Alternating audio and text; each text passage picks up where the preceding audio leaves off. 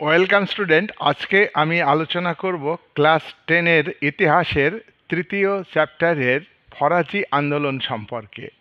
ফরাজি আন্দোলন এটা একটি বিশেষ আন্দোলন এবং এই আন্দোলন আধুনিক ভারতের ইতিহাসে একটি গুরুত্বপূর্ণ বিষয়। এই আন্দোলন মূলত মুসলিম সম্প্রদায়ের মধ্যে থেকে সংগঠিত হয়। এটা দরিদ্র মুসলিম সম্প্রদায়ের কৃষক শ্রেণীর আন্দোলন। কৃষিজীবী মুসলিমরা মূলত এই আন্দোলনকে সংগঠিত করেন।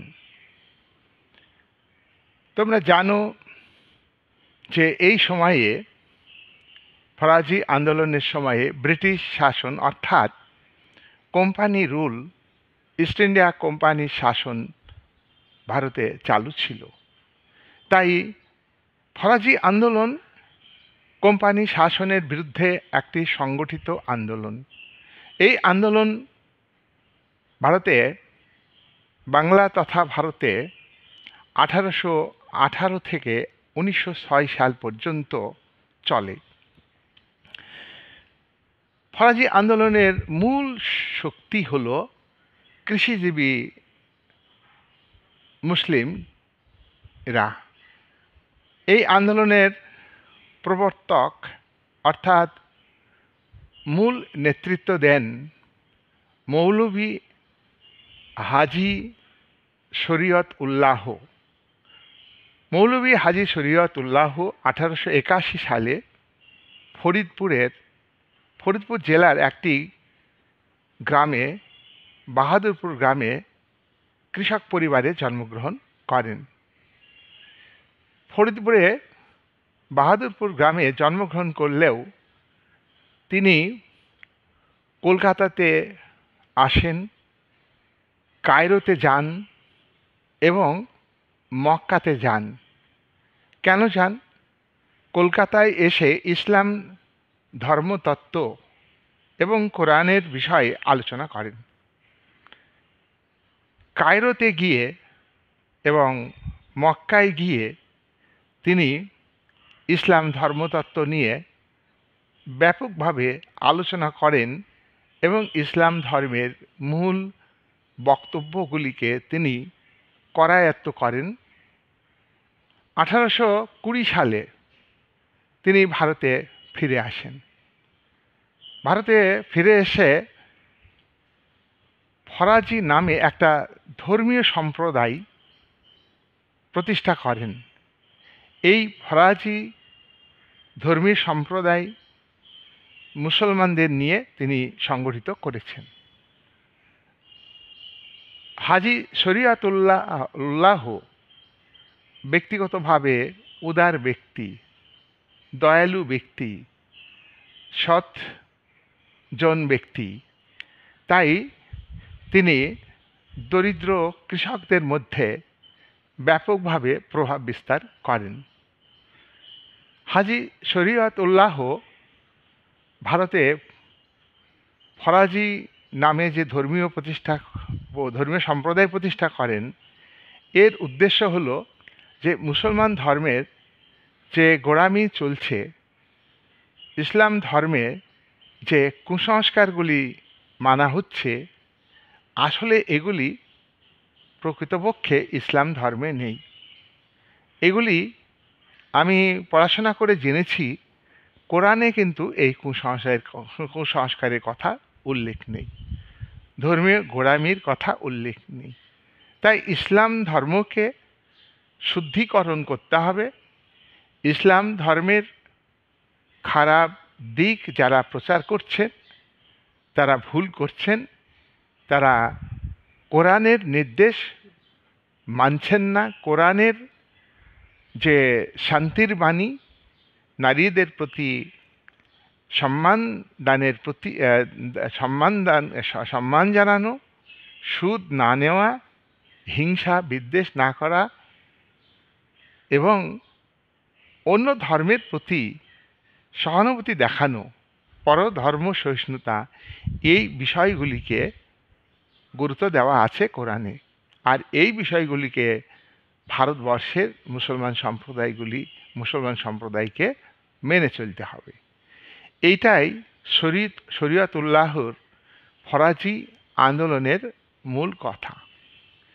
ফরাজি আন্দোলনের আরও বক্তব্য হল যে এই আন্দোলন করতে হবে ব্রিটিশদের বিরুদ্ধে। তার কারণ এখন বাংলা তথা ভারতে ব্রিটিশ শাসন অর্থাৎ ইস্ট ইন্ডিয়া কোম্পানি শাসন চলছে। 1818 থেকে 1906 কোম্পানি এবং ব্রিটিশ সরাসরিভাবেই ভারতকে শাসন করছে। সুতরাং এই শাসনটা হলো মুসলিম সম্প্রদায়ের একটা শত্রু। মুসলিম সম্প্রদায় এই শাসনকে মেনে নিতে পারে না। ভারতে ব্রিটিশ শাসন মানে ভারত ভূখণ্ডটা ব্রিটিশ শাসন আছে বলে এই ভূখণ্ডটা মুসলিমদের কাছে শত্রু। তাই ধর্ম সংস্কারের মধ্য দিয়ে ব্রিটিশ রাজকে এদেশ থেকে বিতাড়িত করতে হবে, ভারতের মাটি থেকে বিতাড়িত করতে হবে। আর ফরাজি আন্দোলনের আরও বক্তব্য হলো কোরআনের পথে একেশ্বরবাদ প্রতিষ্ঠিত করতে হবে। কোরআনের পথে অর্থাৎ কোরআনে যেসব কথা আছে, যেসব পথ নির্দেশ করা হয়েছে, সেগুলিকে গুরুত্ব দিয়েই একেশ্বরবাদ প্রতিষ্ঠিত করতে হবে। ঈশ্বর একটাই, অদ্বিতীয় নয়। প্রত্যেকেই অন্য ধর্ম পালনের মধ্য দিয়ে আল্লাহর প্রতি, ঈশ্বরের প্রতি সম্মান জানাতে পারে, আল্লাহর আদর্শকে গ্রহণ করতে পারে। সুতরাং আল্লাহর রূপ একটাই। সেই আল্লাহর দরবারে আল্লাহ প্রাপ্তির জন্য ইসলাম ধর্মের যে রোজা, নামাজ পড়া ইত্যাদি বিষয়গুলিকে ইসলাম ধর্মের মানুষেরা পালন করবেন। আরবি ভাষায় ফরাজি শব্দের অর্থ হল ইসলামের নির্দেশিত পথে বা ইসলামের নির্দেশ অনুযায়ী বাধ্যতামূলকভাবে কর্তব্য পালন করতে হবে। এটাই হলো ফরাজি শব্দের আক্ষরিক অর্থ। অর্থাৎ ইসলাম ধর্মে যে নিয়মগুলো আছে সেই নিয়ম মেনেই কর্তব্য পালন করতে হবে। শুধু কর্তব্য পালন করব এই বলে নয়, কর্তব্য পালন করতেই হবে, কর্তব্য পালন বাধ্যতামূলক। এটা হচ্ছে ফরাজি শব্দের অর্থ। তাই ফরাজি আন্দোলনের অনুগামীরা হাজী শরীয়ত উল্লাহের নেতৃত্বে ইসলামের নির্দেশ অর্থাৎ কোরআনের নির্দেশ পালন করে ইসলাম প্রাপ্তির জন্য কর্তব্য পালন করতেই হবে। শরীয়ত উল্লাহ আরও বলেন যে, কি বলেন? ইসলাম ধর্মে বহু কুসংস্কার, আমি আগেই বলেছি, ইসলাম ধর্মে কুসংস্কার ঢুকে পড়েছে। অনেকে অন্য ধর্ম থেকে ইসলাম ধর্ম গ্রহণ করেছেন। তারা ইসলাম ধর্মের প্রকৃত ব্যাখ্যা জানেন না, তারা ইসলাম ধর্মের কুপ্রথাগুলিকে তারা পালন করছেন। এতে ইসলাম ধর্মের দুর্নাম হচ্ছে, ইসলাম ধর্মের পবিত্রতা নষ্ট হচ্ছে। তাই তারা যে কুসংস্কারগুলো পালন করছে ইসলাম ধর্মে প্রবেশ করে, সেই কুসংস্কারগুলো ইসলাম ধর্মে ঢুকে পড়েছে। তাই এই কুসংস্কারগুলি দূর করতে হবে। আর ইসলাম ধর্মে দুর্নীতি প্রবেশ করেছে। অনেক অন্য ধর্মের মানুষ ধর্মান্তরিত হয়ে ইসলাম ধর্ম দুর্নীতির দিকে নিয়ে যাচ্ছে। সুদ নেওয়া, মানুষকে ঠকানো, আর্থিক দিক থেকে মানুষকে বঞ্চিত করা, এটা ইসলাম ধর্মে নেই। সুতরাং এইভাবে ইসলাম ধর্মকে ব্যবহার করে যারা দুর্নীতির আশ্রয় গ্রহণ করছে, যারা করাপশনের সঙ্গে যুক্ত হচ্ছে, তাদের কাজের ফলে ইসলাম ধর্মে তোমার দুর্নীতি বিরাজ করছে। এই দুর্নীতিকে ফরাজি আন্দোলনের মাধ্যমে দূর করতে হবে। কোরআনের বক্তব্য অনুযায়ী ইসলাম ধর্মের সংস্কার করতে হবে। কোরআনে যা যা বলা আছে সেই মতো করে ইসলাম ধর্মকে সংস্কার করতে হবে। বাকি যেগুলি ইসলাম ধর্মে প্রবেশ করেছে, কোরআনের বাইরে অনেক নীতি, অনেক রীতিনীতি চালু হয়েছে, এটা উচিত নয়। এইটা হলো হাজি শরীয়তের বক্তব্য।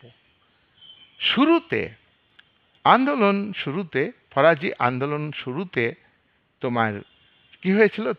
ধর্মীয় আন্দোলন, ইসলাম ধর্মকে পবিত্র করা। কিন্তু এই আন্দোলন অল্প দিনের মধ্যেই এটা একটা রাজনৈতিক আন্দোলনে পরিণত হয়। দেখো, প্রথমে ধর্ম সংস্কার আন্দোলন, তার পাশাপাশি এই ধর্ম পালনের জন্যে যে অনুকূল পরিবেশ দরকার, সুন্দর পরিবেশ দরকার, সেই পরিবেশটাকে নষ্ট করছে ব্রিটিশ রাজ। ইস্ট ইন্ডিয়া কোম্পানি সরকার এবং ব্রিটিশ সরকার সরাসরিভাবে ভারতকে যে শাসন করছে, পরিবেশকে এমন বিষাক্ত করে তুলেছে যাতে ইসলাম ধর্মের শত্রু মাটিতে ভারত পরিণত হয়েছে। তাই এই ভারতের মাটিকে আমাদের শত্রু হিসাবে ব্যবহার নয়, এই মাটি শত্রুমুক্ত হবে ব্রিটিশ রাজকে বিতাড়িত করার মধ্য দিয়ে। তাই ব্রিটিশ শাসনের অবসান চাইছে। এই যে ব্রিটিশ শাসনের অবসান চাইছে ফরাজি আন্দোলন, এটা হচ্ছে ফরাজি আন্দোলনের রাজনৈতিক দিক এবং রাজনৈতিক রূপ। ব্রিটিশ রুল আমাদের শত্রু। ব্রিটিশ রুল আছে বলে ভারতের মাটি মুসলমানদের বসবাসের অযোগ্য। তাই ব্রিটিশ রুলকে দূর করতে হবে। আর ব্রিটিশ রুলের সঙ্গে ভারতের হিন্দু জমিদার যারা অত্যাচারী, নীলকর সাহেবরা অত্যাচারী, তারা শোষক, নীল চাষিদের জোর করে নীল চাষ করতে বাধ্য করে, নীল চাষিদের ঋণ দিয়ে, তাদের ঋণের জালে আবদ্ধ করে তাদের উপরে দৈহিক নির্যাতন, তাদের উপরে মানসিক নির্যাতন চালাচ্ছে। এটা বন্ধ করতে হবে। এর বিরুদ্ধে হচ্ছে আমাদের লড়াই।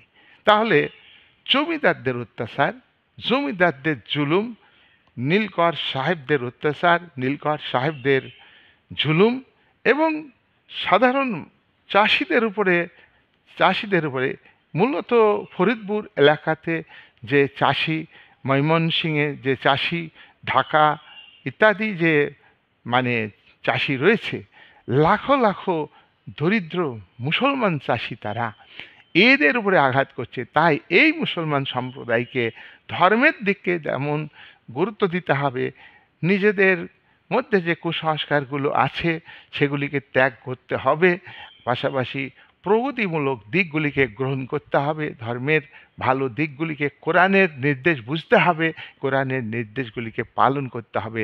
শুধু পালন না, এই পালন করাটা হচ্ছে মুসলমানদের বাধ্যতামূলক। এইভাবে এইভাবে এইভাবে আন্দোলন শুরু হয়েছে। ধর্মীয় আন্দোলন থেকে শুরু হলো রাজনৈতিক আন্দোলন। ফরাজি আন্দোলনের মূল লক্ষ্য হলো ইন্ডিয়া থেকে, ভারত থেকে ব্রিটিশ রুল এর অবসান ঘটানো এবং এই আন্দোলন আরও বেশি শক্তিশালী হন।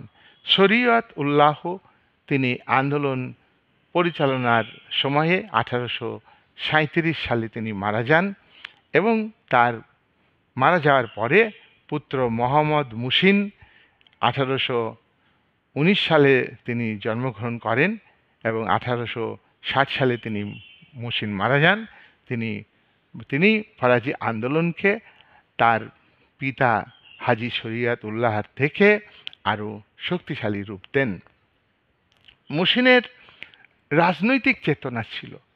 ব্রিটিশ গভর্নমেন্টের যে চরিত্র, ক্যারেক্টার, শোষণ করা, অত্যাচার করা, কায়েমি স্বার্থকে বজায় রাখা, ভারতবর্ষের অর্থকে কিভাবে ইংল্যান্ডে নিয়ে যেতে হবে, কিভাবে শাসনের নামে কুশাসন পরিচালনা করছে ব্রিটিশ রাজ, সে বিষয়ে মহসিন তিনি সচেতন ছিলেন। এই মহসিন দুদু মিয়া নামে পরিচিত।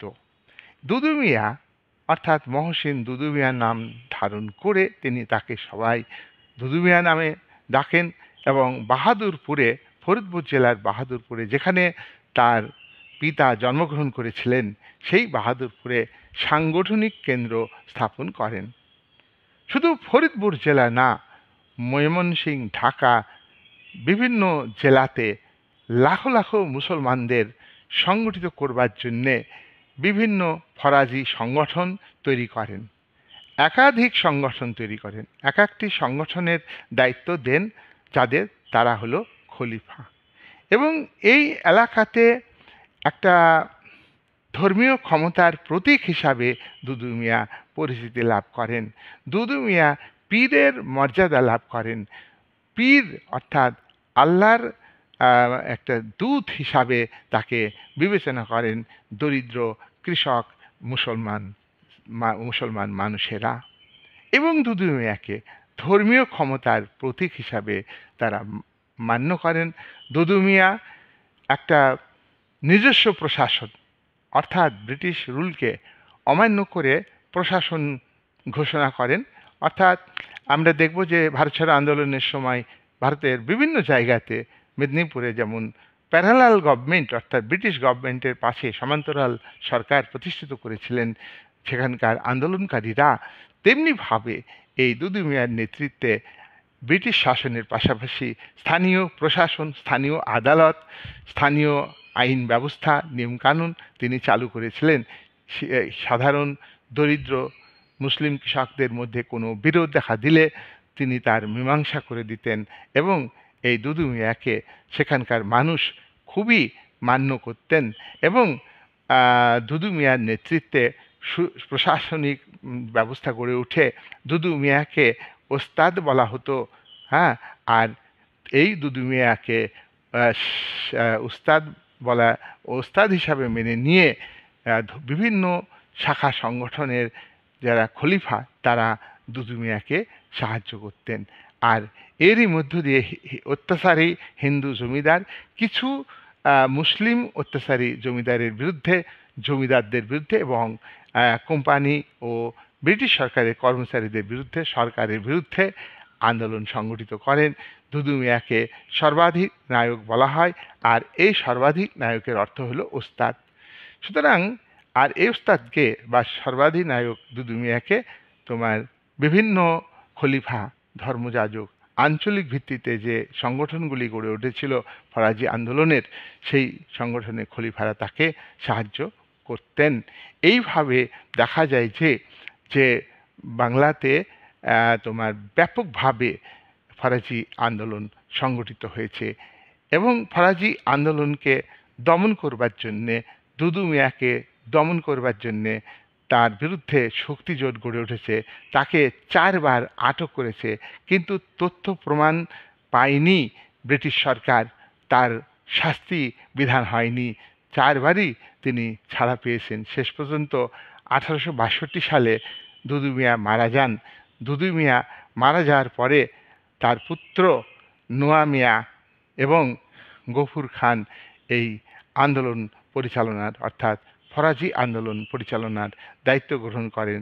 শেষ পর্যন্ত এই আন্দোলন কিন্তু 1906 সাল পর্যন্ত চলে এবং আন্দোলনের গতি আস্তে আস্তে হারিয়ে যায়।